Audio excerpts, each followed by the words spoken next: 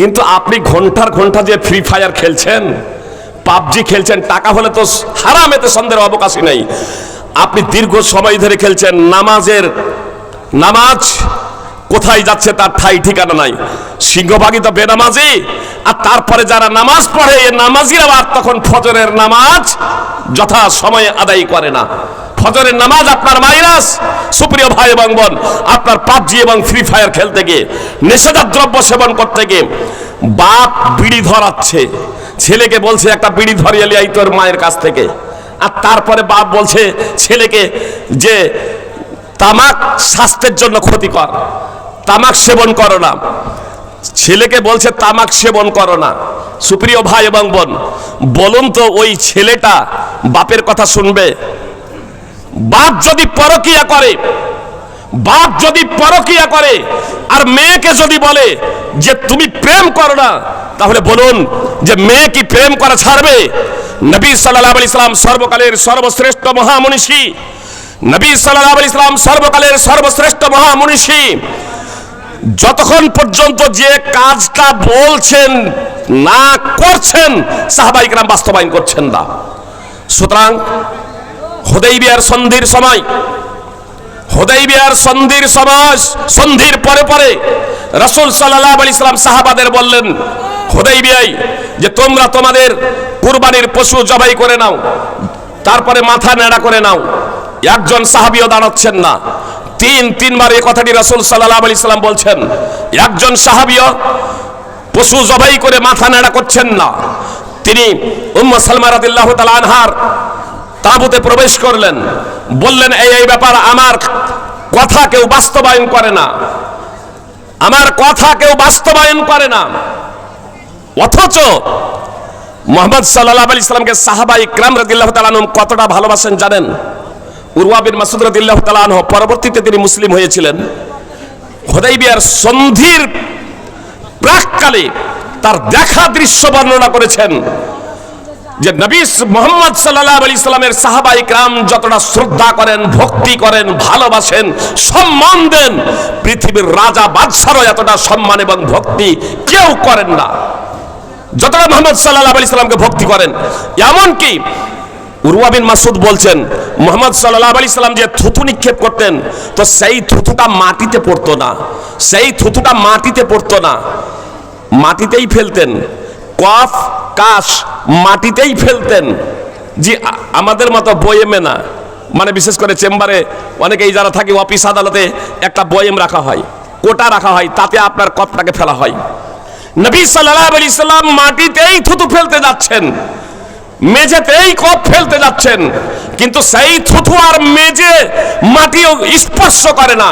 মাটি স্পর্শ করার আগেই সাহাবায়ে কেরাম তারা ওই থুতুর দিকে, কফের দিকে ধাবমান হয়ে সঙ্গে সঙ্গে সেই থুতুকে দুই হাতের তালুবন্দি করে আপনার দুই হাতে ঘষে নিয়ে নিজের মুখমণ্ডল এবং শরীরে মেখে নিতেন। এটা আজগুবি কোনো গল্প না, সহিহ বুখারীর হাদিস, 2732 নম্বর হাদিস। সেই মহাত্মা মহাপুরুষ মুহাম্মদ সাল্লাল্লাহু আলাইহি সাল্লাম, যাকে এতটা ভক্তি করতেন, শ্রদ্ধা করতেন, সম্মান করতেন সাহাবায়ে কেরাম, মুহাম্মদ সাল্লাল্লাহু আলাইহি সাল্লাম যখন সাহাবাদের বলছেন তোমরা তোমাদের পশুগুলোকে জবাই করে নিয়ে, তোমাদের কুরবানির উটগুলোকে জবাই করে নিয়ে তোমরা মাথা নেড়া করে নাও, একজনও দাঁড়াচ্ছেন না। তিনবার বলছেন, দুজনও দাঁড়াচ্ছেন না। উম্মে সালমা রাদিয়াল্লাহু তাআলা আনহার কাছে প্রবেশ যখন করলেন, বলছেন এই ব্যাপার, তখন উম্মে সালমা রাদিয়াল্লাহু তাআলা আনহা বললেন, আল্লাহ রাসূল, আপনার কি ইচ্ছা এটাই? আপনি কি এটাই চান যে আপনি ওই পশু জবাই করে, কুরবানি জবাই করে মাথা নেড়া করতে হবে? তাহলে কাউকে কোনো কিছু বলার প্রয়োজন নাই, আপনি বের হন আর নিজের উটটা নিজে জবাই করুন, খুরকার ডেকে নিজের মাথা নেড়া করতে শুরু করুন। উম্মে সালমা রাদিয়াল্লাহু তাআলা আনহার পরামর্শ অনুযায়ী রাসূল সাল্লাল্লাহু আলাইহি সাল্লাম বের হলেন তাঁবু থেকে, আর নিজের উট নিজে জবাই করলেন, খুরকার ডেকে মাথা নেড়া করতে শুরু করলেন। আর কাউকে কোনো কথা বলতে হয় নাই, সঙ্গে সঙ্গে সমস্ত সাহাবায়ে কেরাম যাদের পশু ছিল তারা পশু জবাই করে নিলেন, আর তারপরে সবাই নিজেদের মাথা নেড়া করতে শুরু করে দিলেন। এতটা তৎপরতার সহিত, দ্রুত গতির সহিত তারা কাজ করতে শুরু করলেন, যেন এক অপরের উপরে হুড়মুড়িয়ে পড়ে এক অপরকে হত্যা করে ফেলবেন, এইরকম পরিস্থিতি দাঁড়িয়ে গিয়েছিল। সহিহ বুখারী হাদিস। সুপ্রিয় ভাতৃবৃন্দ, ভগ্নীগণ, তাহলে মুহাম্মদ সাল্লাল্লাহু আলাইহি সাল্লাম সর্বশ্রেষ্ঠ মনীষী হওয়া সত্ত্বেও একটা কাজের নির্দেশ দিচ্ছেন, যতক্ষণ না সেই কাজটা নিজে করছেন ততক্ষণ পর্যন্ত বাস্তবায়ন করছেন না প্রজারা। আবু সাঈদ আল খুদরি রাদিয়াল্লাহু তাআলা আনহু বলেন, একদা এক গ্রীষ্মের সফরে ছিলেন রাসূল সাল্লাল্লাহু আলাইহি সাল্লাম। গ্রীষ্মের সফরে কিন্তু রোজা অবস্থায় ছিলেন সকলেই। মুহাম্মদ সাল্লাল্লাহু আলাইহি সাল্লাম যানবাহনে ছিলেন, আর যানবাহনে থাকার কারণে তুলনামূলকভাবে সহজ অবস্থায় ছিলেন, অত কষ্ট ছিল না। যদিও গ্রীষ্মের সময় সফরে ছিলেন, কিন্তু হাঁটতে হয় না, যানবাহনে আছেন, কষ্ট অনেক কম, রোজা রাখতে কোনো সমস্যা নেই। তিনি সাহাবা ইকরাম রাদিয়াল্লাহু তাআলা আনহুমদের প্রতি করুণা প্রদর্শন করতে নির্দেশ দিলেন, তোমরা রোজা ভেঙে দাও। তার কারণ সাহাবা ইকরাম ওই গ্রীষ্মের সময় পায়ে হেঁটে চলেছেন, আর ওই গ্রীষ্মের সময় সফরে রোজা অবস্থায় কষ্ট হবে ব্যাপক, এটাই স্বাভাবিক। নবী সাল্লাল্লাহু আলাইহি সাল্লাম বলছেন, রোজা ভেঙে দাও, ইশরাবু, পানি পান করো, রোজা ভেঙে দাও। ফাআবাউ, একজনও রাসূল সাল্লাল্লাহু আলাইহি সাল্লামের কথা বাস্তবায়ন করছেন না। হাদিসের যদি শাব্দিক যদি বঙ্গানুবাদ যদি করা হয়, ফাআবাউ, তারা প্রত্যেকেই সকলেই প্রত্যাখ্যান করলেন, নবী সাল্লাল্লাহু আলাইহি সাল্লামের কথা বাস্তবায়ন করছেন না। কেন? নবী সাল্লাল্লাহু আলাইহি সাল্লাম নিজে যে রোজা আছেন, নিজে যে রোজা ভাঙছেন না, নিজে যে পানি পান করছেন না, নবী সাল্লাল্লাহু আলাইহি সাল্লাম বলছেন, লাস্তু মিসলাকুম, আমি তোমাদের মতো না। আমার কিছু ভাইরা জাতিকে বিভ্রান্ত করার জন্য বলে, এই যে দেখুন নবী সাল্লাল্লাহু আলাইহি সাল্লাম বলেন আমি তোমাদের মতো না। অতএব তিনি মানুষ ছিলেন নূরের তৈরি, বলছেন লাস্তু মিসলাকুম। আরে লাস্তু মিসলাকুম বললেন, শুধু এইটুকুই নয়, আগে বলছেন রাসূল সাল্লাল্লাহু আলাইহি সাল্লাম, ইন্নী আইসারকুম, ইন্নী রাকিব, নিশ্চয় আমি সহজ অবস্থায় আছি, আমি যানবাহনে আছি। যানবাহনে থাকার কারণে আমি তোমাদের মতো নয়। তার কারণ তোমরা তো পায়ে হাঁটছো, তোমরা পায়ে হেঁটে চলেছো, তোমাদের কষ্টটা বেশি হচ্ছে, আর আমি তো যানবাহনে আছি, আমি সহজ অবস্থায় আছি। একজন সাহাবী ও নবী সাল্লাল্লাহু আলাইহি সাল্লামের কথা বাস্তবায়ন করে নাই। তখন রাসূল সাল্লাল্লাহু আলাইহি সাল্লাম পান করলেন পানি, শারিবা ওয়া শারিবান নাস। আর যেমনই নবী সাল্লাল্লাহু আলাইহি সাল্লাম পানি পান করলেন, রোজা ভেঙে দিলেন, কাউকে আর কোনো কথা বলতে হয় নাই, সঙ্গে সঙ্গে সকলেই রোজা ভেঙে দিলেন, সঙ্গে সঙ্গে সকলেই রোজা ভেঙে দিলেন। ওয়ামা কানা ইউরিদু আন ইয়াশরাব, অথচ নবী সাল্লাল্লাহু আলাইহি সাল্লামের পানি পান করার ইচ্ছা ছিল না, রোজা ভাঙার ইচ্ছা ছিল না। মুসনাদ আহমদ হাদিস নম্বর 11423। শুধু সাহাবা ইকরাম রাদিয়াল্লাহু তাআলা আনহুমদের প্রতি করুণা প্রদর্শন করত, তাদের রোজা ভাঙার জন্য নিজে রোজা ভাঙলেন। সুপ্রিয় ভাই এবং বোন, আপনি বিড়ি ছাড়বেন না, আপনি নেশাজাত দ্রব্য সেবন করা বন্ধ করবেন না, আপনি পরকীয়া ছাড়বেন না, আপনি মিথ্যা কথা ছাড়বেন না, আপনি অশ্লীলতা থেকে নিজে বিরত হবেন না, আর আপনি চাইবেন আপনার ছেলে মেয়ে ভালো হয়ে যাক, এটা অসম্ভব কথা। টাইম যেহেতু আর খুব বেশি না, ইনশাআল্লাহ আমি নির্ধারিত সময়ে শেষ করে দেবো, মাত্র 7 মিনিট আছে, কথা মনোযোগ দিয়ে শুনুন।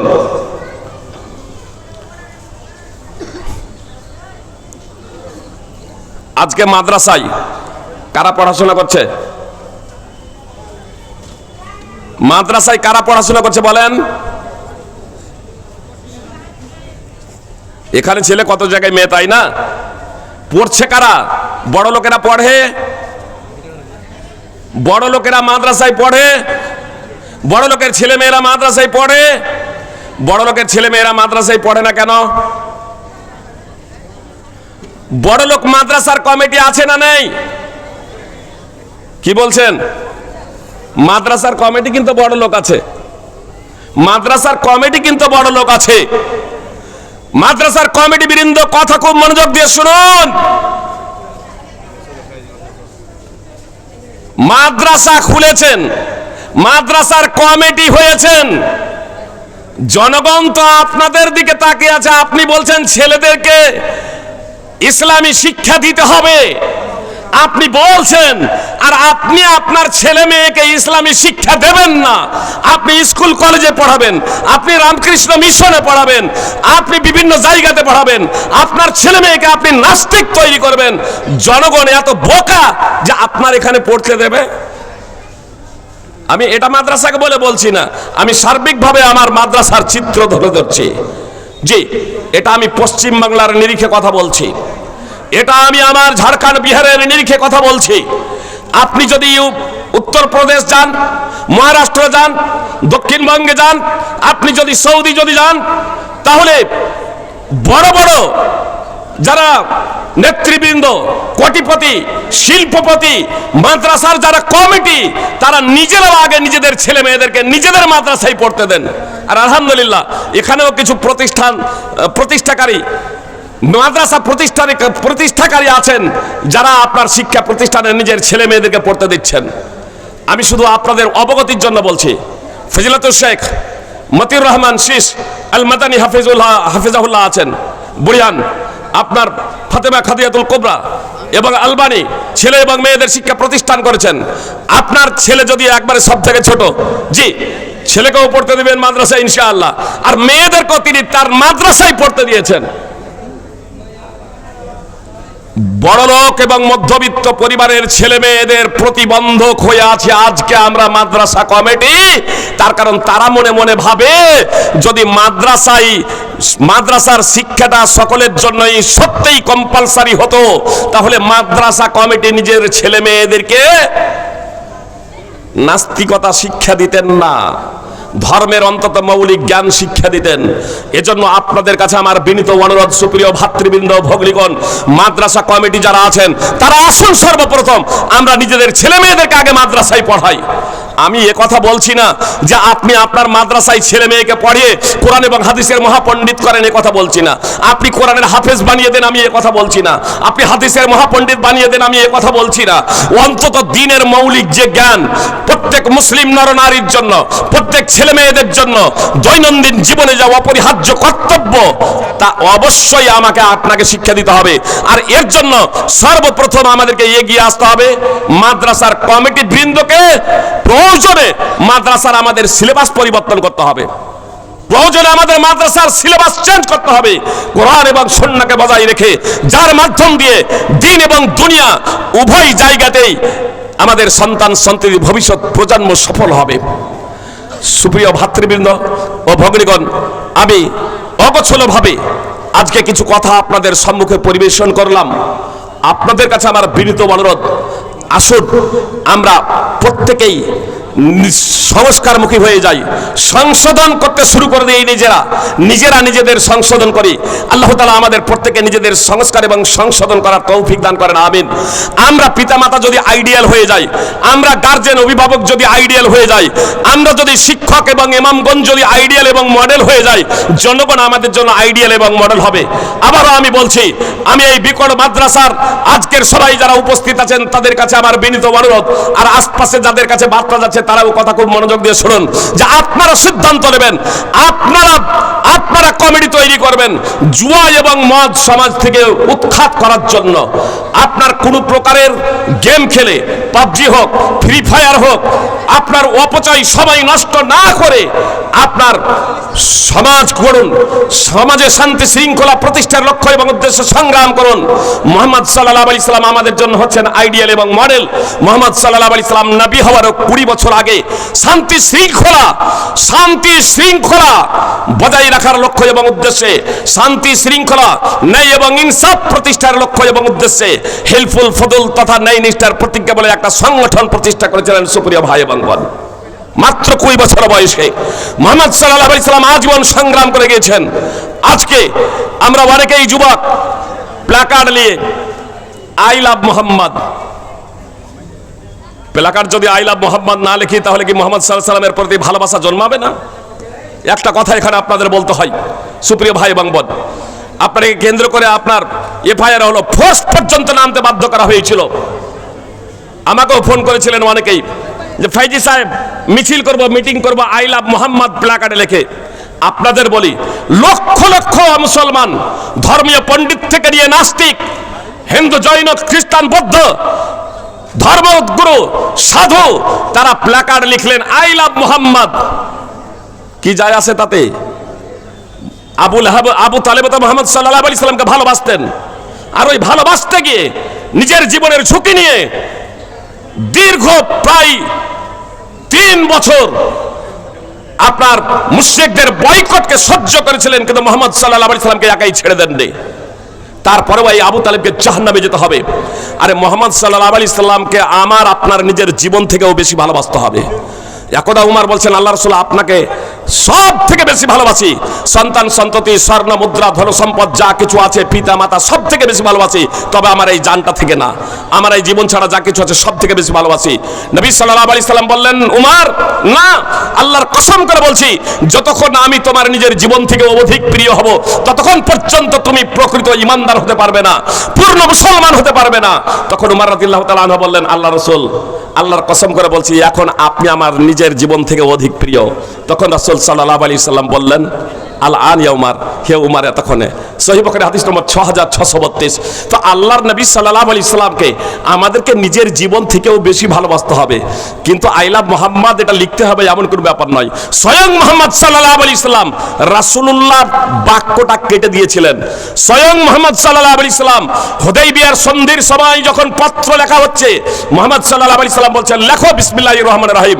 তখন সোহেল বিন আমর মুশরিকদের পক্ষ থেকে যে নেতৃত্ব প্রদান করছিল সে বলছে যে না, রহমানকে এটা জানি না, রহমানকে চিনি না, অতএব লিখতে হবে বিসমিকা আল্লাহুম্মা। সাহাবায়ে কেরাম মুসলমানরা কেউ এটা মানতে রাজি না, না আমরা বিসমিল্লাহির রহমানির রহিম লিখবো। মুহাম্মদ সাল্লাল্লাহু আলাইহি সাল্লাম বললেন ঠিক আছে লেখো বিসমিকা আল্লাহুম্মা। বিসমিল্লাহির রহমানির রহিম লিখলেন না সন্ধিপত্রে, লিখলেন বিসমিকা আল্লাহুম্মা। আবার মুহাম্মদ সাল্লাল্লাহু আলাইহি সাল্লাম বললেন লেখো মুহাম্মাদুর রাসূলুল্লাহ। সোহেল বিন আমর বলছে আমরা যদি আপনাকে রাসূল বলে মেনে নেব তাহলে প্রতিবাদ করব কেন, বিরুদ্ধাচরণ করব কেন, রাসূলুল্লাহ লেখা যাবে না। মুহাম্মদ সাল্লাল্লাহু আলাইহি সাল্লাম বললেন লেখো মুহাম্মদ বিন আব্দুল্লাহ। সহিহ বুখারীর বর্ণনা আর মুসনাদ আহমদের বর্ণনা মুহাম্মদ বিন আব্দুল্লাহ বিন আব্দুল মুত্তালিব। লেখো রাসূলুল্লাহ কেটে দিলেন সুপ্রিয় ভাই এবং বোন, রাসূলুল্লাহ লিখলেন না। মুহাম্মদ সাল্লাল্লাহু আলাইহি সাল্লাম বললেন আল্লাহর কসম নিশ্চয় আমি আল্লাহর রাসূল, আল্লাহ তুমি জানো আমি রাসূল। যদিও মুশরিকরা মিথ্যা সাব্যস্ত করে, তো মুহাম্মদ সাল্লাল্লাহু আলাইহি সাল্লাম সন্ধিপত্রে লিখলেন না রাসূলুল্লাহ, তার জন্য কোনো ক্ষতি হয়েছে? এমন কোন বিষয় শান্তি শৃঙ্খলা বজায় রাখার লক্ষ্য এবং উদ্দেশ্যে যা ইসলামে কোনো প্রকারের আঁচ আসবে না, ইসলামের বিসর্জন হবে না, ঈমান এবং ইসলাম ভেঙে যাবে না, শান্তি শৃঙ্খলা বজায় রাখার লক্ষ্য এবং উদ্দেশ্যে, যে শান্তি শৃঙ্খলা বজায় রাখার লক্ষ্য এবং উদ্দেশ্যে আপনি তাদের সাথে ও মুসলিমদের সাথে সন্ধি করতে পারেন, তাদের সাথে বসবাস করতে গিয়ে কোনো সমস্যা নেই। আমি আপনাদেরকে স্পষ্টভাবে যুবকদেরকে বলতে চাই, নেতাদেরকে স্পষ্টভাবে আমি বার্তা দিতে চাই যে আজকে এই ইসলামের মৌলিক জ্ঞান না থাকার কারণে, যে কারণে আমাকে আপনাকে আল্লাহ সৃষ্টি করেছেন, যে কারণে পৃথিবীতে নবী রাসূল প্রেরণ করেছেন, সেটা হলো তাওহীদ ও উলুহিয়্যা। আজকে অনেক মুসলিম নেতার এই ন্যূনতম বোধ শক্তি না থাকার কারণে, জ্ঞান না থাকার কারণে আপনার মূর্তি পূজা করতেও তারা দ্বিধাবোধ করে না। আরে মুশরিক বড় ধরনের মুশরিকে যে পরিণত হয়ে যাবেন এর মাধ্যমে তওবা করুন, আলেমের কাছে এসে তওবা করুন, কালিমায়ে শাহাদাত পাঠ করে। ভারতীয় সংবিধান আমাকে আপনাকে স্বাধীনতা দিয়েছে। আমি স্পষ্টভাবে বলি আরএসএস, বজরং দল, শিবসেনা, যে কোন সংগঠন আছে সুপ্রিয় ভাতৃবৃন্দ ভগ্নীগণ, সঠিক বিষয়বস্তুকে কেন্দ্র করে একটা প্ল্যাটফর্মে আসতে দেশবাসীর উন্নতির জন্য, দেশের উন্নতির জন্য, শিক্ষার জন্য, আপনার উন্নয়নের জন্য, দেশের রক্ষার জন্য সকলের সাথেই আমরা সন্ধি করতে প্রস্তুত। তাহলে এমন কোনো বিষয় নিয়ে না যা আপনার তাওহীদ বিনষ্ট হয়ে যাবে, আপনার ঈমান বিনষ্ট হয়ে যাবে। মুশরিকরা প্রস্তাব দিয়েছিল সূরা কাফিরুন, আপনারা অধ্যয়ন করুন তাফসীর সহ। আমি কথা এখানে শেষ করে দিচ্ছি। এ কথা বলে সুপ্রিয় ভাতৃবৃন্দ ও ভগ্নীগণ, আমি আমার বক্তব্যের প্রারম্ভে বলেছিলাম টাইমের দিকে সামনে রেখে, আমি আগে বলেছিলাম টাইম বেশি নেব না, তারপরও 3 মিনিট নিয়ে নিয়েছি, যদিও 15 মিনিট দিয়েছেন সেই হিসেবে টাইম আছে, কিন্তু আর আমি বলবো না। আমি শুধু আপনাদেরকে এতটুকু বলবো, আপনারা নেশাজাত দ্রব্য, লটারি, জুয়া, মাদকতা হারাম প্রসঙ্গে স্পষ্ট হারাম। পবিত্র কোরআন এবং হাদিসে প্রচুর এর দলিল আছে এবং বিজ্ঞানের দৃষ্টিতেও এটা অত্যন্ত ক্ষতি। আমি আবারও সেই কথাটাই বলছি, আপনারা অধ্যয়ন করবেন সূরা মাইদা 5 নম্বর সূরা 90 এবং 91 নম্বর আয়াত। আপনার সাময়িক যে ফুর্তি, সাময়িক যে লাভ আছে, সূরা বাকারা 2 নম্বর সূরার 219 নম্বর আয়াত তাফসীর সহ অধ্যয়ন করুন। 1400 বছর আগে এই কথা আল্লাহ তাআলা পবিত্র কোরআনে বলেছেন, কিন্তু তার ক্ষতির পরিমাণটা অনেক বেশি। কথা শেষ করছি এই কথা বলে, বিড়ি সিগারেট আজকে আমাদের সমাজ ছেয়ে গিয়েছে। আমি বললাম বিড়ি সিগারেটের সঙ্গে দিতে গিয়ে আপনাদের যাতে মনে থাকে, প্রত্যেকেই দেখলে বলবেন বিড়ি সিগারেট হলো একটা পাইপ। বিড়ি সিগারেট হলো একটা পাইপ, এরকমই তো থাকে নাকি? একটা পাইপ, একদিকে আগুন জ্বলে না, জ্বলে না? একদিকে আগুন জ্বলে, আর অপর দিকে কে থাকে? বিড়ি সিগারেটের সংজ্ঞা হলো একদিক বিড়ি সিগারেট একটা পাইপ, তার একদিকে থাকবে আগুন আর একদিকে থাকবে গাধা, মূর্খ, বোকা। আমরা বিড়ি সিগারেট খাবো, গুলগুটকা খাবো, জর্দা খৈনি খাবো। সার্বিকভাবে যুবকদেরকে আমি বলতে চাই, পাবজি, ফ্রি ফায়ার ছেড়ে দিন, সময় অপচয় করবেন না, একেই আসুন দিনের দিকে, দিনের পথে। আপনারা হচ্ছেন সৈনিক। আরশের ছায়ায় 7 শ্রেণীর মানুষ, 7 শ্রেণীর মানুষ স্থান পাবে। তার মধ্যে 1 শ্রেণীর মানুষ হচ্ছে ওয়াশাবুন নাশা ফি ইবাদাতি রাব্বি, সেই যুবক যে তার জীবনটাকে অতিবাহিত করেছে, যৌবন কালটাকে অতিবাহিত করেছে আল্লাহর ইবাদতে। যখন আপনার ইবাদত করার সময়, আর সেই সময় আপনি শয়তানের চক্করে পড়ে মূর্খ নির্বোধ না হলে কি নিজে থেকে বিষ পান করে?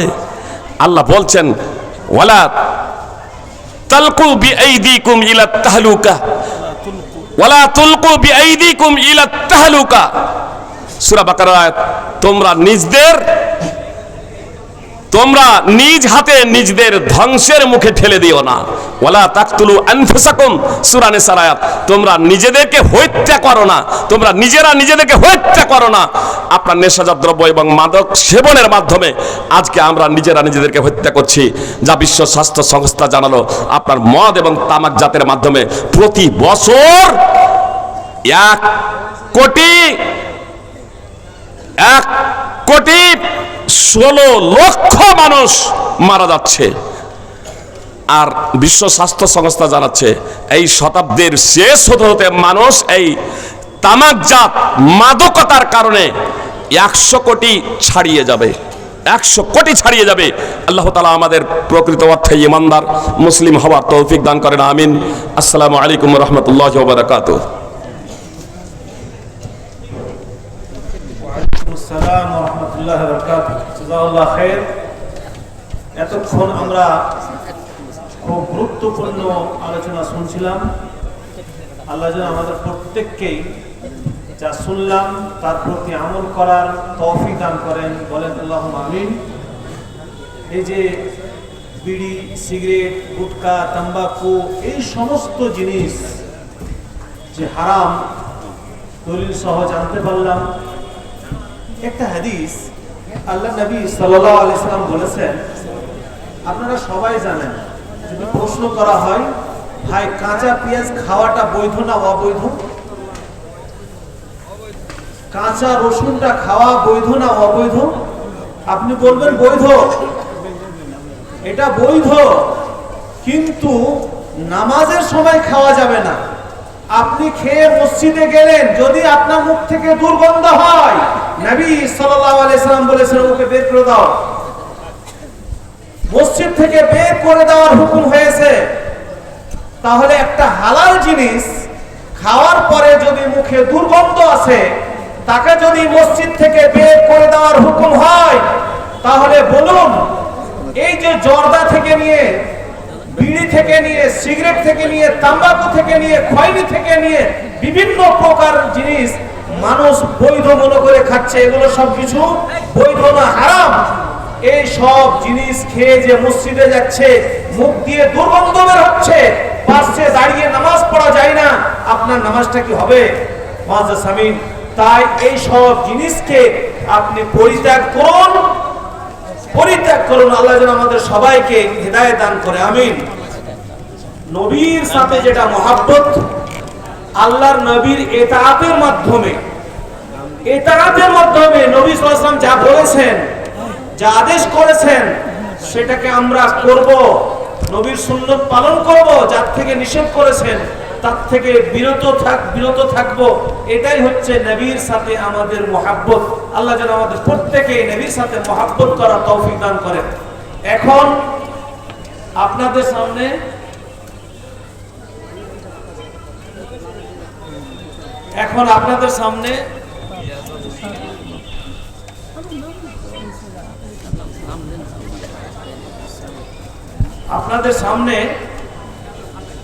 এখন তারা হলো 4 জন ছেলে।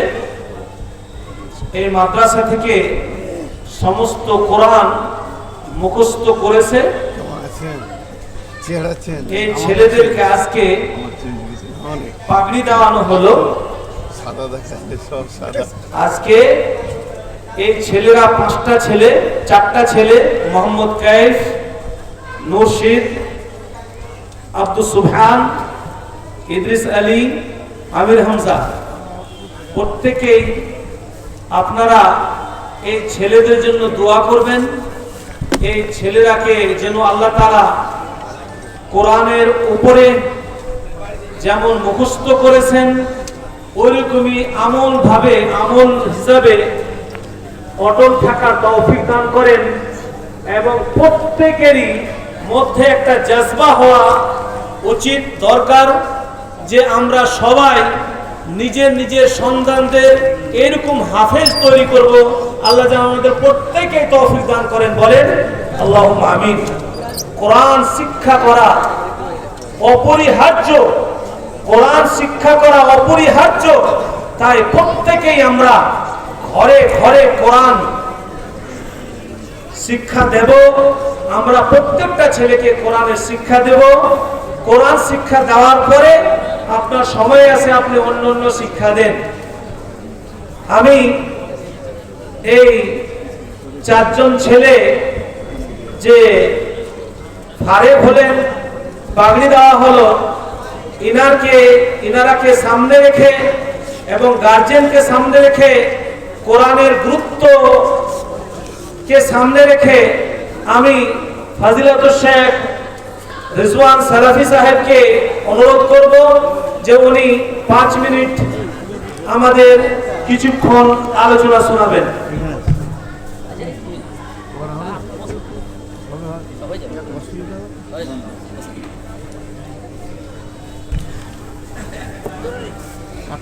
মন ভালো থাকে।